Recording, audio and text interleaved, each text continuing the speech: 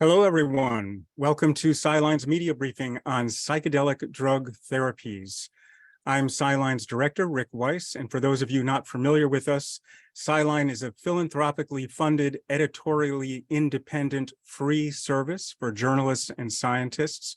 We're based at the nonprofit American Association for the Advancement of Science. And our mission is pretty straightforward, is to make it as easy as possible for you as reporters to include scientist sources and scientifically validated information in your stories, whether those stories are about science, as today's topic is, or just about things that are going on in your local communities or region where some scientific evidence could help strengthen that story and add credibility to it. And of course, in our view, there's almost no story you could imagine doing in journalism that wouldn't be strengthened with a little bit of scientific research. And I can assure you that someone somewhere studies what you're writing about, so we can help you do that. Among other things, I want to mention our Experts on Camera service, which lines up scientists to be available for one-on-one broadcast quality interviews with you on topics in the news. Go to SciLine.org and put in the search box Experts on Camera and check out that and the other services that we have to offer, all of which, again, are philanthropically funded and so entirely free for you. A couple of quick logistical details before we get started. We're going to have 3 panelists today discussing different aspects of the topic of psychedelic drug therapies. To enter a question, either during their presentations or afterwards, please just hover over the Q&A icon at the bottom of your screen and insert your name and your outlet and your question. And if you want to direct that question to a certain speaker, let us know about that as well. A full video of this briefing should be up on the SciLine.org website by the end of the day. Transcript to go with that will be up over the next day or two. If you need a rough draft, raw copy of that film immediately after the briefing today, let us know and we can get that to you as well. Just put a note in the Q&A box. And of course, if you have any technical problems, the Q&A box is a good way to reach us as well. I'm not going to take the time to give full introductions for our 3 speakers today. Their full bios are on the website, on the media briefings page, but I will tell you that we will hear first from Dr. Jennifer Mitchell. She is a professor of neurology at UCSF Weill Center for Neuroscience, Institute for the Neurosciences, who will get us started with an overview of psychedelic drugs and a focus on their potential therapeutic value for mental health issues, with a special focus in particular on post-traumatic stress disorder, or PTSD. Second, we're going to hear from Dr. Albert Garcia Romeo, an assistant professor of psychiatry and behavioral sciences at Johns Hopkins University School of Medicine, and he's going to focus on psychedelic therapy for addiction-related health issues. And then third, we'll hear from Dr. Alan Davis, who's an associate professor and director of the Center for Psychedelic Drug Research and Education at The Ohio State University, who will get into the potential value of these drugs for clinical depression. And so why don't we just get started, and it's over to you, Dr. Mitchell. Thank you very much. And it's a delight to be here today and to have the opportunity to share with you. I will start by sharing my screen. And then hopefully, all right, hopefully you can see that. So I will start by with a couple of definitions, because what our group primarily studies are psychedelics, and psychedelics are slightly different than hallucinogenics. And I think some people use these 2 terms interchangeably, but psychedelic means mind manifesting. And so the idea here is that we are interested in the potential therapeutic efficacy of these compounds for a number of mental health conditions, that these compounds might help garner insight into the psyche. And that's a little bit different than the term hallucinogenic, which means seeing something that isn't there, hearing something that isn't there. So you could imagine that there's a lot of overlap between these 2 groups of compounds, but for the sake of this discussion, we're really focused on psychedelics.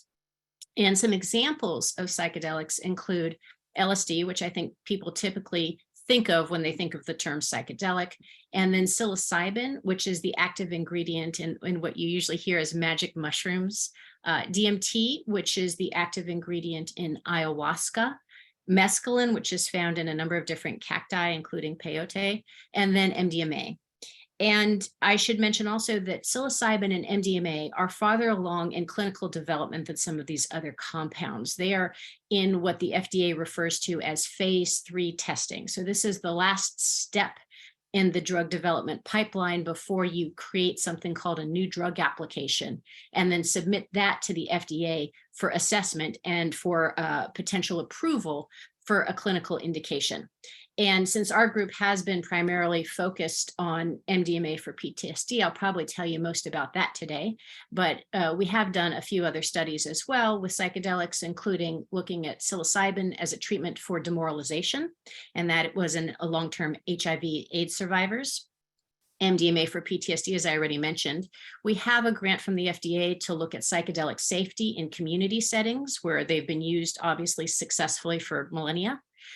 We are also looking at psilocybin for end-of-life distress. That is a common indication, first pioneered by Hopkins.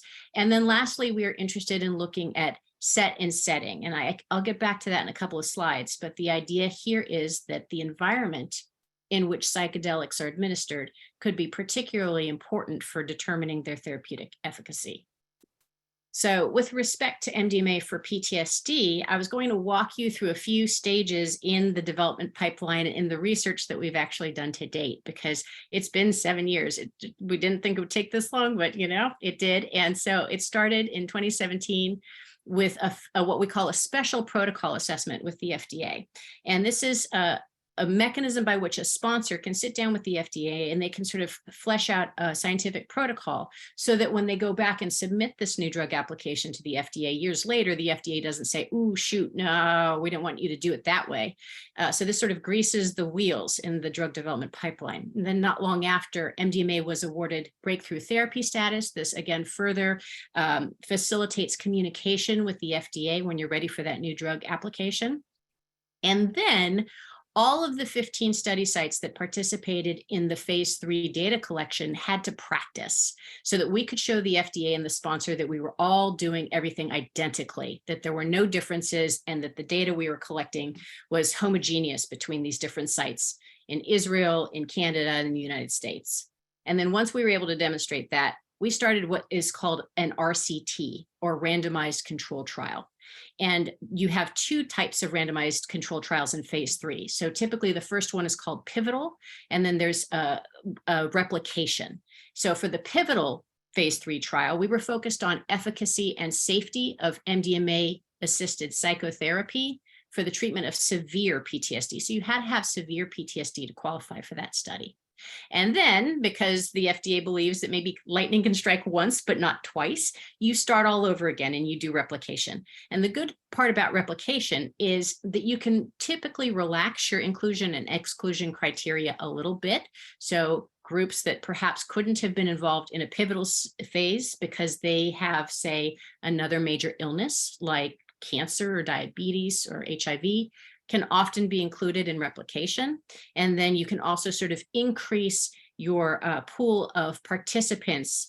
So for PTSD, before we were looking at severe, but in replication, we could look at either moderate or severe. So it was casting a slightly broader net for participants.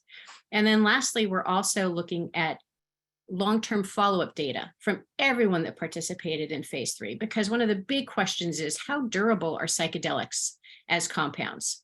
Do they last, as some people would suggest, for several years? This is an important question when we talk about decriminalizing and when we talk about what insurance companies might be willing to pay for in Western medicine. So then I was just going to show you this tiny little snippet of data. There's a little picture on the right, and I'll explain what this means. But I should start by saying that even though we all sort of know what PTSD is, and I think we all use that term rather frequently, we have to adhere to the strict diagnostic definition of PTSD for clinical trials. And so the diagnostic definition says that PTSD is what occurs in response to witnessing or experiencing a traumatic event.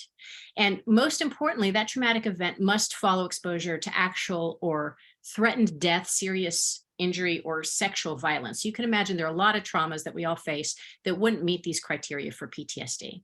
But with these criteria in mind, it's actually still quite a common diagnosis. So between 7 and 8% of the US population will have PTSD at some point in their lives. And so over here on the right, you have a picture with two lines, one in blue and one in red.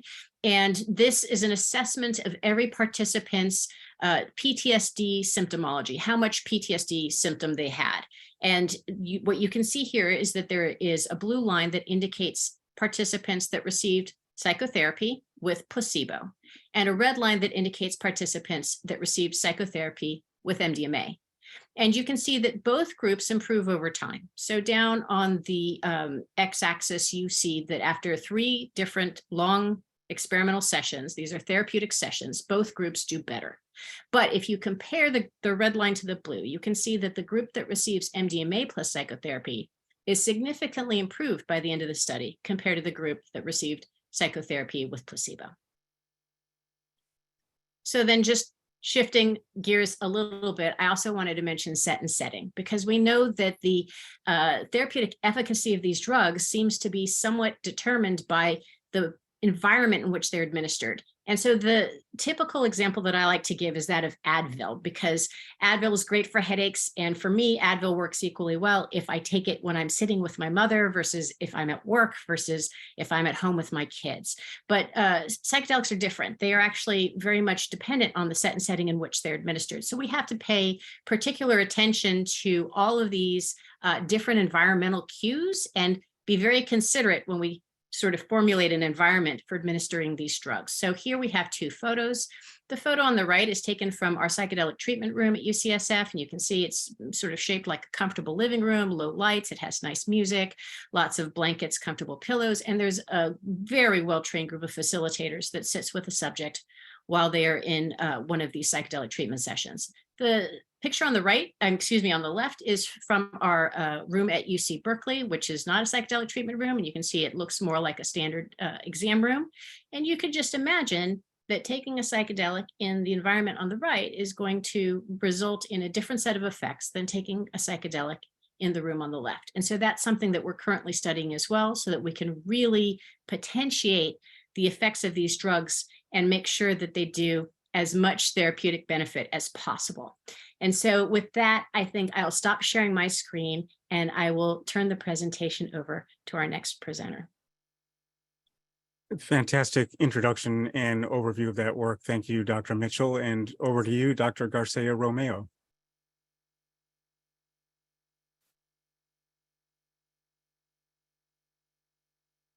Great, thanks very much. And are you able to see that okay? All righty. Yeah, so my name is Albert Garcia Romeo, and I'm going to be talking about emerging research on psychedelic-assisted treatments for substance use disorders. And I just want to point out, from a pharmacological standpoint, there's different types of psychedelics, and Dr. Mitchell mentioned this a little bit, but we have drugs like psilocybin and LSD. They're often referred to as classic psychedelics. They've shown good data for treating depression, existential distress in patients with serious illness, and also treating addictions or substance use disorders. As we just heard from Dr. Mitchell, we also have MDMA, which is often talked about as an entactogen or an empathogen. This has shown really good data in the treatment of post-traumatic stress disorder. It's really important to note that both the classic psychedelics and MDMA are still in what we call Schedule 1, meaning that they're the most restricted class of drugs, and they're basically considered illegal throughout the US, even in places with decriminalization and therapeutic mandates at the local level. And this is due to the United States Controlled Substances Act, which supersedes some of the smaller jurisdictions. Now, there's also often talk about ketamine-assisted therapy as a psychedelic therapy, and I will talk a little bit about that as well.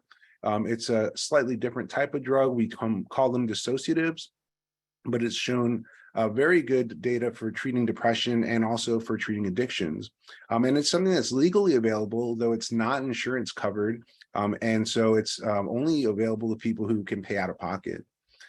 We talk about these as psychedelic-assisted treatments or psychedelic therapies because this is often not just a drug that's being administered, but the drug that's being administered in concert with some level of psychological support, often some sort of talk therapy or counseling.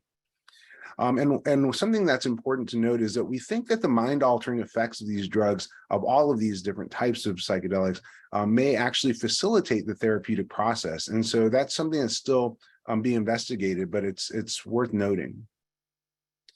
So psilocybin has been studied primarily at the lab where I'm working here at Hopkins. And psilocybin is one of the classic psychedelics. It's been around for a long time, longer than people have been around. And it's a psychoactive agent found in over 200 different species of mushrooms, often called magic mushrooms. And we know that there's a long history of indigenous use of these mushrooms dating back thousands of years. And we have that in the written record, such as the Florentine Codex from the 1500s. There's, the first introduction to psilocybin mushrooms in terms of Western science happened in 1955. So this is relatively novel phenomenon for Western scientists to be studying. And there's an indigenous healer in northern Mexico named Maria Sabina who first introduced Westerners to these psilocybin mushrooms. And on that note, I think it's important to really think about how we use psychedelics and how we're talking about their use, because a lot of what we're going to be presenting today is based on this sort of top circle here in this therapeutic medical model. And as I mentioned, this is something that's a relatively novel development. Psychedelics really didn't come into the focus of Western science and medicine until the 20th century. However, there are a long history of spiritual and traditional use coming from indigenous cultures that predate Western medicine. And we also have obviously a very long history of recreational use and sometimes called psychonautic use for people who are exploring their psyches. And so it's very important to note that when people are using these substances, how they're using them and what angle or approach that they're coming from. I think that all of these approaches have valid and valuable knowledge and traditions. And so when we're dealing with people, they need to know, and we need to know how we're working with these substances. And for the most part today, I'll be talking about this therapeutic medical model. There was a lot of early research looking at these classic psychedelics, primarily LSD during the 1950s and 70s. And one of the main areas of interest at that time was looking at potential benefits in treating substance use disorders. Data from randomized controlled trials that were conducted back in those days found that individuals with alcohol dependence who received a single high-dose LSD treatment were about twice as likely to improve in terms of their alcohol misuse as people who received some sort of non-psychedelic control treatment. We've also seen preliminary data from a study that was published in 1973 showing that among individuals with a history of opioid dependence, that there was 4 times greater opioid abstinence up to a year after a single high-dose LSD treatment as compared to a treatment as usual control group. So dating back to this early era of research, we have some initial indicators that these classic psychedelics could be useful for treating substance use disorders. Since 2000, we've seen a major uptick in research with psilocybin. And the data are very consistent in showing antidepressant effects, and Dr. Davis will talk more about that in a moment. But we also have growing evidence looking at psilocybin for treating addictions, including alcohol and tobacco, as well as work looking at the use of psychedelics and psilocybin in existential distress. So the drug sessions themselves typically take place in a living room-like environment. They usually last about 8 hours. And depending on the scope of the treatment, we may use anywhere from 1 to 3 high-dose sessions interspersed over the course of a few months. We are typically doing this work with a couple of facilitators who are present throughout the dosing sessions and the preparation. And we have a very non-directive approach for the most part when we're working with psilocybin, meaning that we ask participants to lie down on a couch, listen to a program of music, and to focus their attention inward. But we're not providing any real-time talk therapy during the dosing session, except for in unusual cases where people might be particularly anxious or dysphoric. And so you can see here one of the session rooms here at Johns Hopkins. And so what did the data say so far in psilocybin? In a study that was done here and published in 2016, we found that about 80% of patients with cancer and clinically significant depression and anxiety showed improvements up to 6 months after a high dose of psilocybin. And that data has been now replicated in 3 other studies to date, including studies at UCLA, NYU, and here at an oncology center in Maryland. There's also been small pilot studies that showed improvements in people with alcohol dependence and treatment-seeking cigarette smokers after receiving high-dose psilocybin treatment. These are small studies with just 10 or 15 participants, so it's considered preliminary data, but that data has been very important for us to then go on and conduct these larger randomized trials. And so now you see that there's been a 95-person randomized controlled trial with psilocybin for alcohol use disorder, where individuals who received 2 high doses of psilocybin with talk therapy did significantly better than people who received placebo with the same talk therapy. So very similar to what we've heard with MDMA and PTSD. Similarly, I've recently completed with Dr. Matt Johnson here a randomized controlled trial on 82 cigarette smokers, and we have not yet published these results, but I can tell you now that the participants who received 1 high dose of psilocybin with cognitive behavioral therapy were doing better in terms of quitting cigarette smoking than people who received the same talk therapy with nicotine patches, which was a control condition in that study. We also are anticipating a colleague, Dr. Peter Hendricks, publishing his data from a study of psilocybin for cocaine dependence, which the results so far are looking very promising. So that's, really the state of the data. And I think there's going to be a lot more to be heard about in this realm in the next few years. Other psychedelics, including MDMA, have shown some preliminary data suggesting efficacy for alcohol use disorder, for instance, in a small study of 14 individuals. And there's been also a lot of other work done using ketamine-assisted therapy for treating a number of different substance use disorders, including opioid dependence, alcohol dependence, and cocaine dependence. So I think that that's another promising area to keep an eye on. I mentioned the mind-altering effects of these drugs. I think this is really interesting to let the participants speak in their own words.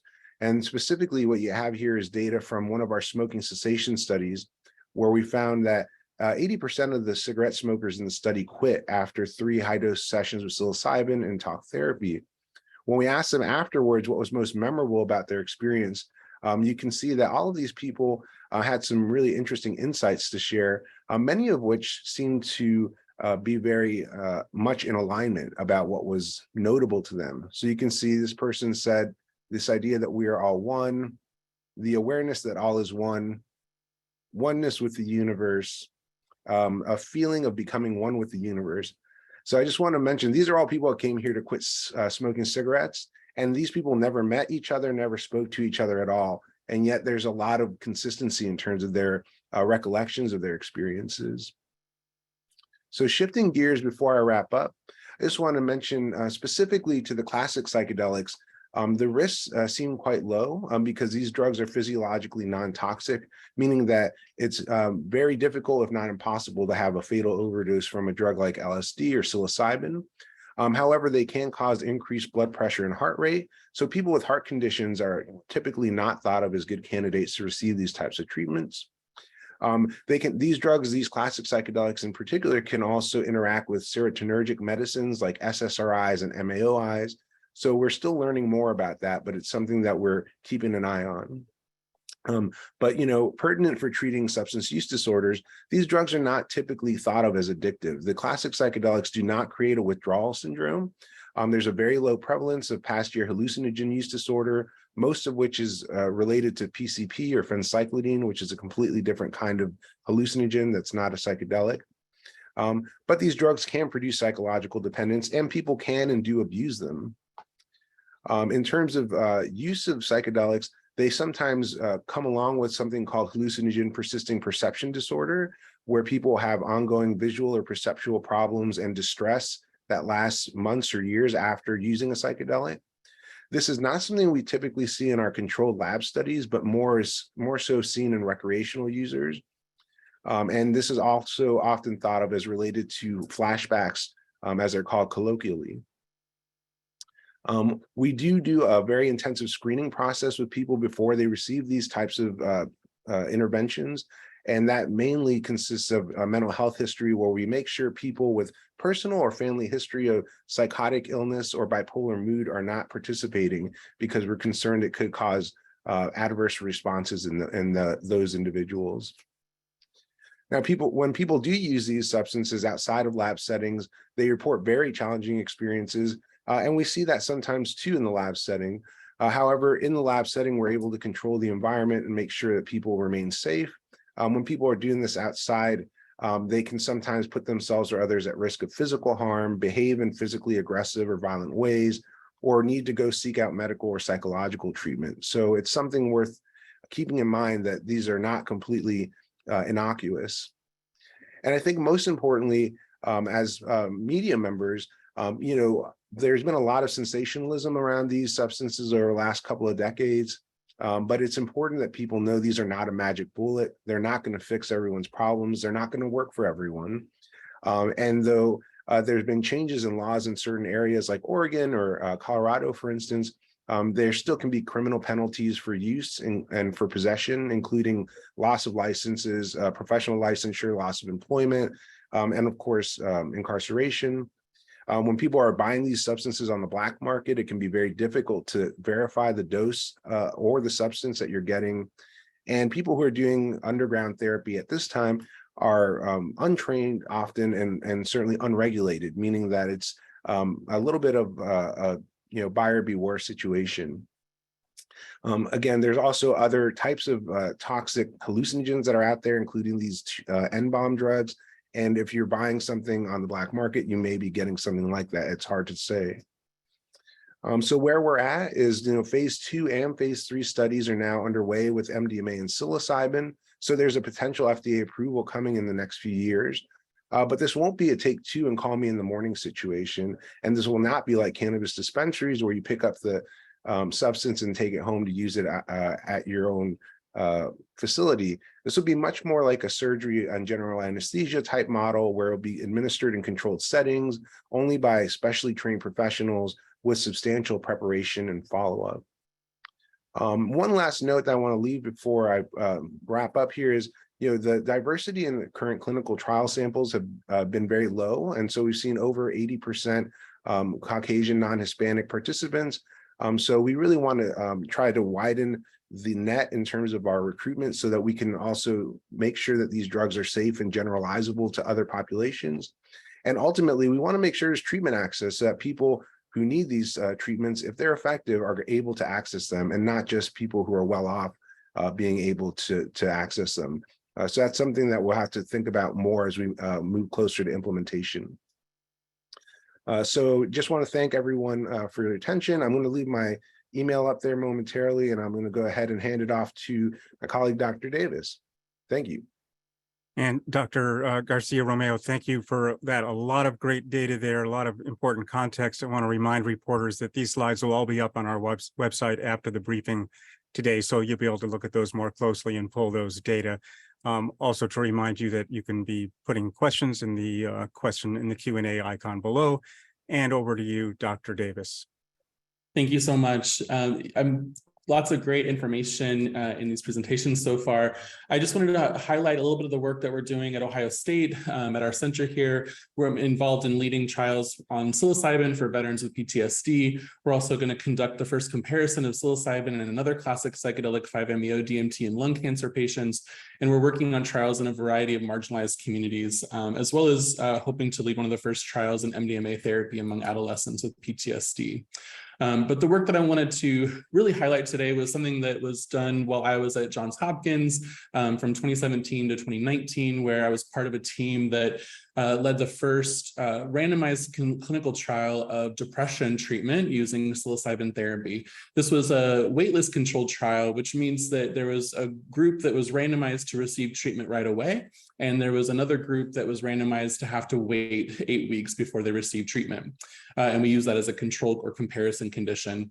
We also measured their depression at 3, 6, and 12 months long-term follow-up appointments as well. This was published a few years ago in JAMA Psychiatry, so you can find this online, and this is all open access and usable for the public.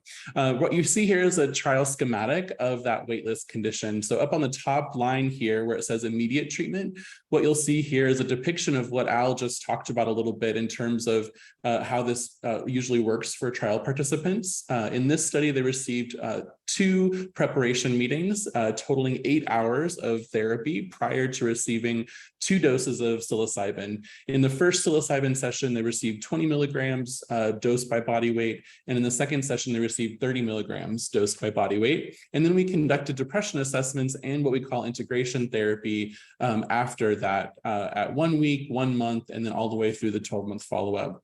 Everything was exactly the same in the delayed treatment condition. The only thing that was different is that they had to wait 8 weeks, and then they started the same exact intervention. And the reason why we had them wait that 8 weeks was to see whether or not their depression changed on its own, and if it did or didn't, how that compared to the changes that might be experienced in those who received the treatment. In terms of safety, which was one of our primary things that we were assessing in this study, there were no serious adverse events reported during this trial. However, non-serious adverse events often included headache, which typically showed up for people in the afternoon or evening of their psilocybin session.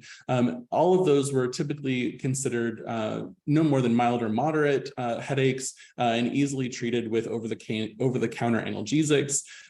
However, there was also a variety of challenging emotional experiences that were typically mild or moderate and typically transient, anxiety, fear, or sadness that might come up during the psilocybin session or in the period of time after the session. There was also transient increases in blood pressure, but for the challenging emotional or physiological experiences, there was no medical treatment required or obtained or sought during the study. What you see here is our primary finding, which is that depression scores, they decrease after psilocybin treatment, but they do not change in the participants in the comparison group while they were waiting for treatment. In the figure, the orange squares is the group that received treatment right away, and the blue, the gray circles are the folks that were waiting 8 weeks for treatment. So their depression, if anything, slightly increased during that wait period, which, as you can imagine, having to wait 8 weeks for treatment, sometimes things get a little worse during that time. But when we looked at everyone together after everyone got the treatment, what we see is that after everyone has psilocybin therapy, depression scores decrease substantially at 1 week and also 4 weeks after the treatment is over. And these effect sizes of this treatment are considered very large. In terms of response and remission, which are 2 terms that we use to understand how meaningful were these decreases in depression, we looked at how many people could be considered as having a clinically significant response, which is at least a 50% decrease in their depression scores. And what we find here is that almost 3/4 had a clinical response to this treatment.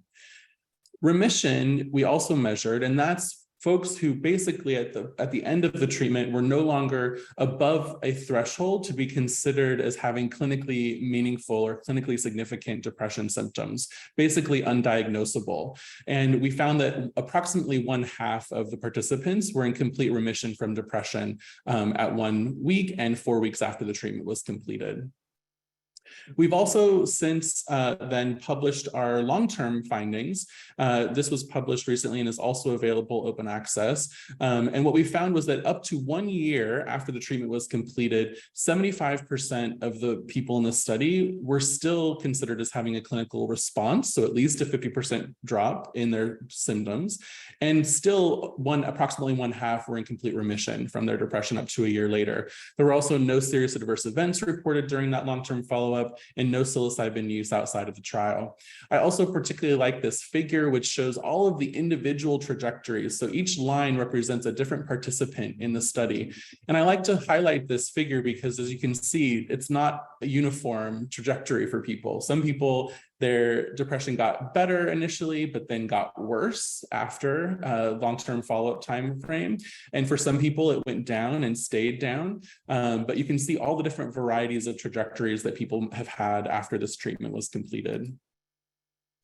So in terms of some conclusions of future directions, they've already mentioned from the other presenters about the current status of phase 3, especially for psilocybin for depression. But what we do know from this trial, as well as several other trials that have since been published from other teams at Imperial College in London and from other companies that are pursuing indications in this space, is that psilocybin therapies appears safe and efficacious for people with depression. Of course, we still need to wait for those phase 3 studies to be completely completed and then see what the FDA decides in the coming years. However, as Al mentioned, there's been a lack of inclusion for diverse study participants, not only based on race and ethnicity, but also sexual orientation and other marginalized identities. And so a lot needs to be done to address those barriers.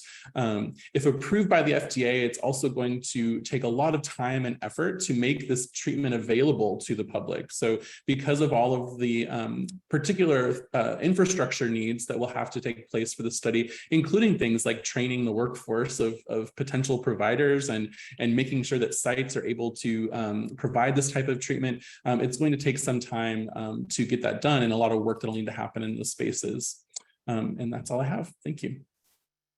Fantastic. Thank you, Dr. Davis. Thank you all three for a really strong set of data and information to get us started here. I often start these briefings with the first question from me, which asks you all to talk about things that you've seen in news stories on this topic that you thought were good, or weaknesses in how this reporting is going in this beat.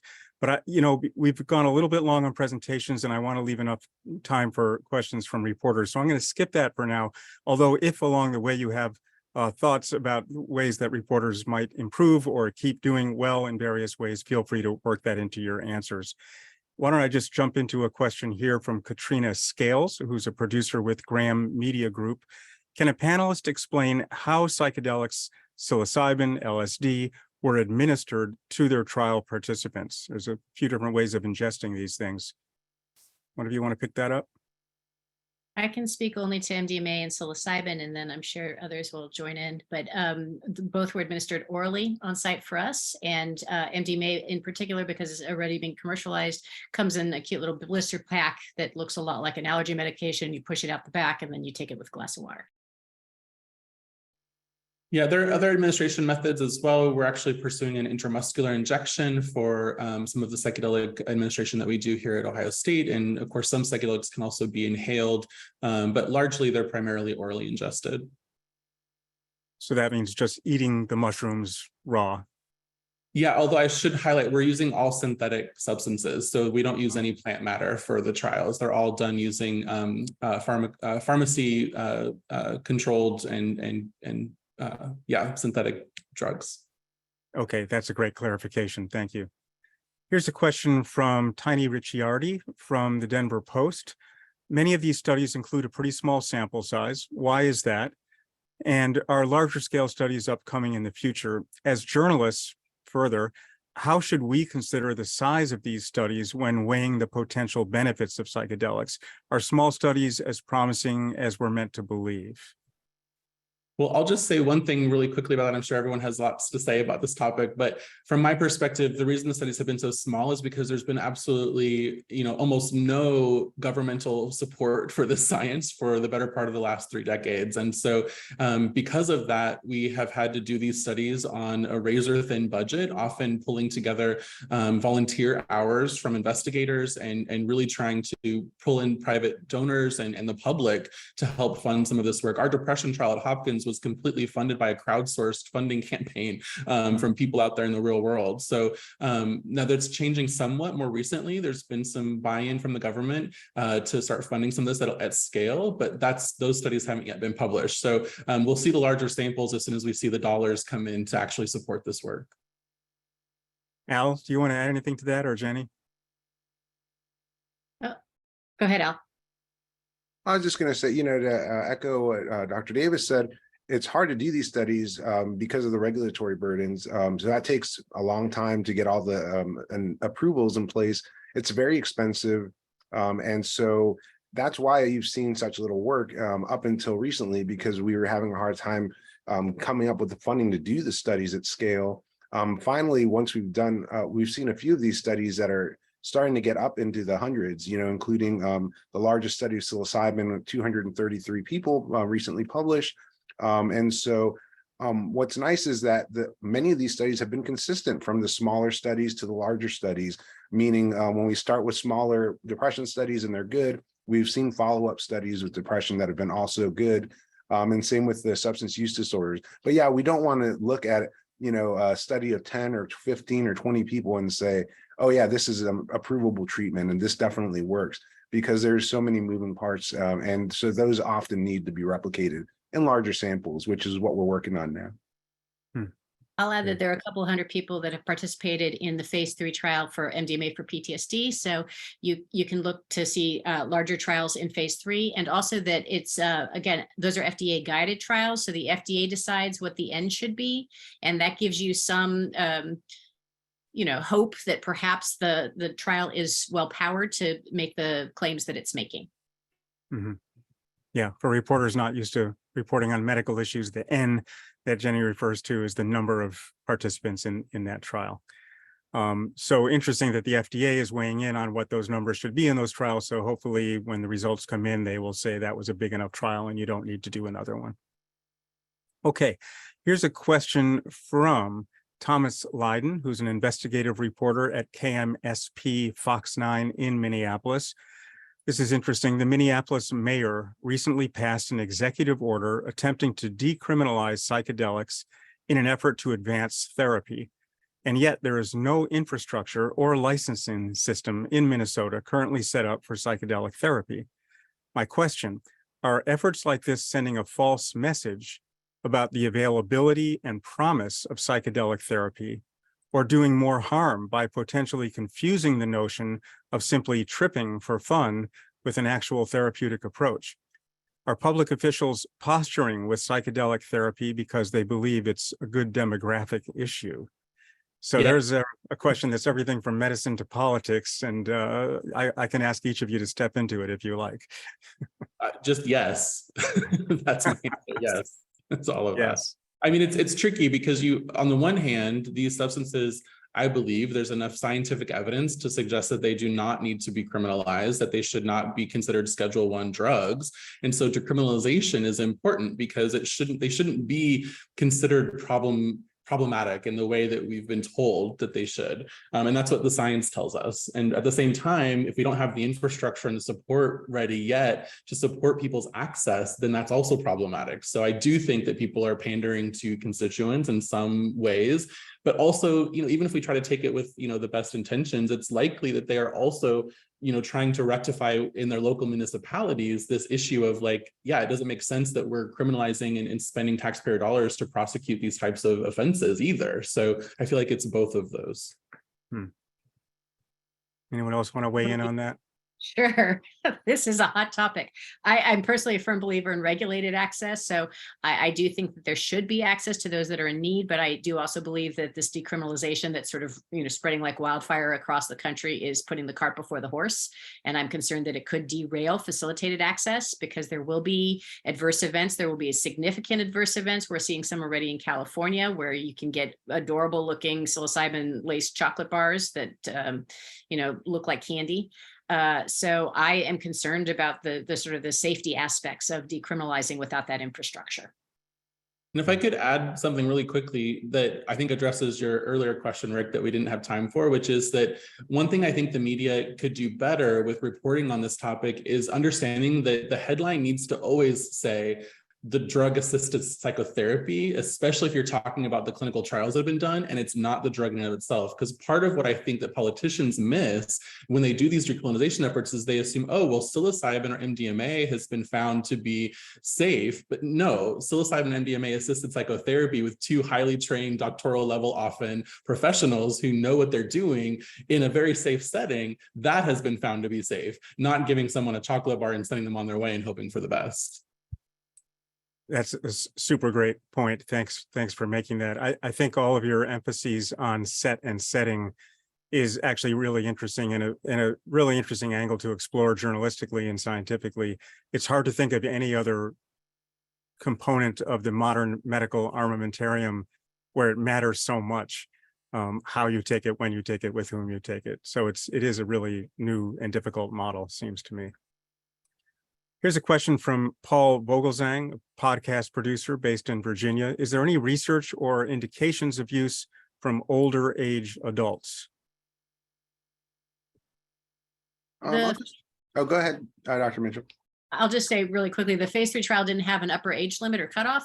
And so we actually had a really large age span in that study, and we didn't see any detrimental effects as people got older. Yeah, and we're starting to look at psilocybin in a number of different neurodegenerative conditions, one of them being early stage Alzheimer's disease and mild cognitive impairment. But this is, still very early stage work. I know that folks at UCSF are working also in Parkinsonism, and there is a growing interest in using this in older adults, but it's not something that's been well established yet. So. And there was mention earlier of end of life anxiety, I think. Can one of you say a little bit more about that? There's been a number of studies, and this actually goes back to the 1960s, using psychedelics in palliative care settings, basically. So situations where people are struggling with a very serious illness, such as cancer. Those data are pretty consistent as well across a number of different studies, showing significant quality of life improvements, reductions in depression and anxiety after one or a few high doses of psilocybin, LSD, and DPT, dipropyltryptamine, which are all similar classic psychedelics, and MDMA, as a matter of fact. That's something that could happen when you're younger or older. Certainly it has skewed some of those a little bit older, but it's a very promising and important area for the research. Question here from Rosanna Longo Better from KGNU Radio in Boulder, Colorado. Indigenous communities have been expressing concerns about getting their ancient medicines taken away due to penalization or commercialization. What are your thoughts on this conflict? I think that I'm sorry, Dr. Davis, did you? Go ahead. That's something that we've discussed locally and on a state level an awful lot over the past 12 to 18 months. And certainly it is a great concern for drugs like peyote that are already quite difficult to come by and have perhaps been over harvested in recent years by psychedelic enthusiasts. But at least at a state level, we're not talking about decriminalizing to include the use of any sacred medicine at present. And the drugs that we're using for clinical studies are typically, as Dr. Davis already said, made in a laboratory. So it's not like we're over harvesting a natural plant medicine that would then take it out of the hands of indigenous groups. Mm-hmm. Yeah, I was going to say the same thing, and just maybe add that one of the challenges, though, is that as people through media reports hear about the beneficial effects of psychedelics, often they're reading about stories that are related to synthetic substances, but what they have access to out in the real world are often the natural products. And so they will go and try to seek and obtain, peyote or 5-MeO-DMT or psilocybin from that are plant-based or from animals in the case of some substances. And so because of that, I think there is one thing that would be helpful to do, I think, better in the reporting is to highlight, this issue of the challenging ecological impact that this might have, in addition to the challenging impact it might have for communities that do use these as sacred medicines in different parts of the world. Yeah, I think that's an important reporting tip that I at least was unaware of, that a lot of these experiments are not involving the natural products that people are imagining. In fact, why don't we just take a minute on that topic, as long as we're talking about reporting skills. And I wonder if Dr. Mitchell or Dr. Garcia Romeo want to weigh in at all on things that you see in the reporting on these topics generally that are either a thumbs up or maybe thumbs across and need more attention. Well, I'll just say just briefly too, there's no shortage of psilocybin mushrooms. They're very easy to grow and they grow all over the world. MDMA is not a naturally occurring substance, and LSD neither. DMT is found in ayahuasca. That's something that, from Banisteriopsis caapi, something that can be over harvested, peyote, from the cactus, that can be over harvested. So there's certain psychedelics that this is a real concern for, and others not as much. Just to get into the nuance there. But I think that's leading into the question, which is there tends to be a lot of oversimplification, which I understand sometimes is necessary, in a short headline or something. But I think the nuance needs to be brought into the conversation. The caveats need to be there. As Dr. Davis noted, we're not always just talking about the drug themselves that are having these, these impacts clinically, but it's a drug with a supportive therapy often. And when you see and this is something I often will show, a Rolling Stone article saying, well, can psychedelics save the world? When people see that, I think they're getting the wrong message, and they are coming away with this idea that, oh, this is going to fix their problems, and it's much more complex and involved than that. So that's just my main point to take away here. Dr. Mitchell? Yes, thank you. I'll add to that and echo something that Dr. Davis said earlier too, which is that obviously the set and setting are of absolutely essential importance. And if they weren't, then everyone, as we tease about, everyone would come back from Burning Man cured of all of their woes. And that's not what happens, because we know that it has to be administered in a very particular and well-structured environment. And so it would just be nice to make sure that everyone does get that information sort of clearly presented through media, so that they don't go off and do something that could be dangerous or difficult. It is a mouthful as a former print reporter to have a headline that says something about, therapist-assisted psychotherapy with psilocybin. But I hear the message, and I think reporters are hearing the message too, that more needs to be done, if not in the headline, then in the lead, and make it clear what we're really talking about here. A question here from Rachel Mipro from the Kansas Reflector. Given the uphill battle to legalize even widely accepted substances like marijuana in red states like Kansas, are researchers optimistic that psychedelics will make inroads over time as a treatment method? How are you weighing the medical progress and the I think the political big difference reality? is that this has actually largely been pursued through the regulatory pathway, meaning that cannabis was really never pursued as a botanical product through the regulatory pathway to have FDA approval for any condition. So because of that, they had to pursue these state level changes to legislation. With psychedelics, because they have gone through the official regulatory pathway through the FDA, or are currently hopefully getting through that pathway, that means that once they do have approval from the FDA, that will essentially nationalize the potential accessibility of psychedelic therapies, just like any other medication that might be approved by the FDA. One of the nuances that's a little bit different with this is that because it's a Schedule I drug, there will also have to be changes that occur with that medication and other federal governmental agencies like the DEA, and also questions that will remain about insurance coverage and other things that might be a little bit different compared to other drugs that just come into the market. But this will happen at a national level, not a state by state level. I'll also add that I work for the VA, and in wearing my VA hat, veteran trauma, suicidality, and depression are huge bipartisan issues. And I think that changes the playing field for the psychedelic drugs as well. That's very interesting, different pathways and implications there. I have a follow-up question here from Tiny Ricciardi at the Denver Post. Both Oregon and Colorado are rolling out legal psilocybin therapy, but both are using or considering using exclusively plant matter. What are the differences actually between the synthetic versus plant matter psilocybin, and is that being studied? It hasn't really been systematically studied. Animal research suggests that there's really not much important differences there between, at least with psilocybin, the pure psilocybin that's synthetically produced and the fungal material. But the first study is now underway at UCSF, looking at comparing psilocybin from mushrooms rather, with synthetic psilocybin. And we're about to start a study here as well with the actual mushroom psilocybin, and we'll see if that seems to work as well.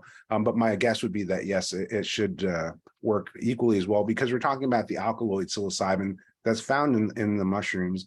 And that's what we're using in our synthetic formulations as well. There may be other stuff in there, but it doesn't seem to be psychoactive or particularly important from the therapeutic standpoint, at least as far as we know.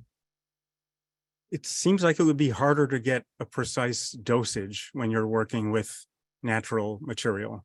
Do you have to, in the case of using a natural mushroom, do some kind of analysis to see what the concentration is of the active ingredient? Yeah, there's a sort of plus minus an X number of percent of psilocybin in those homogenized batches of the ground up mushroom material, which has been deemed acceptable by the FDA for research purposes. Great. This has been a fascinating session. We're just about at the top of the hour, and I like to end these briefings with an opportunity for each of our experts here to share a take-home point, something they really want to hammer home or make sure that reporters leave with. Just before I do that, I want to remind reporters on the line that as you do log off today, you will be facing a brief 3-question survey. None of us love taking surveys, but some of us love getting answers to those surveys to help us make sure that we're doing these briefings in ways that really help you the most. So I'd really appreciate it if you would take the half a minute it will take to answer those few questions before you leave us today. But let's go around the horn one last time and ask each of our folks with expertise here to just deliver a take-home message they want reporters to walk away with. And I'll start with you, Jenny. I'd say that I'm cautiously optimistic that psychedelics could function as therapeutics for a number of different mental health conditions. All right. And Al? Yeah, I agree. I think that this is a really exciting time right now to be a scientist working in this field, and that we seem to be on the cusp of what could be a major sea change in the way that we see mental health treatments. And so I think that's something to be enthusiastic about, but also to be aware of the caveats that we talked about as well. Great. And Alan? I actually just want to highlight something that Al had on his slides, which is this is not a magic bullet. This is not going to solve systemic issues that our country is facing with regards to why mental health problems exist to begin with. Things like oppression and other systematic injustices that are occurring based on people's race and ethnicity and gender and sexual orientation. And so as you're covering these topics, just remember that like this is occurring in a much broader system of challenges that we also need to be addressing.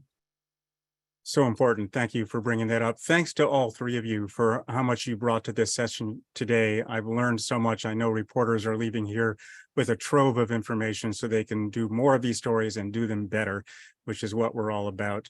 For those of you who are attending, reporters, please check out SciLine.org to see what else we are offering and how we can help you in your reporting tasks. Follow us on Twitter/X, whatever you want to call it, @RealSciLine. And we look forward to seeing you at our next SciLine media briefing. So long.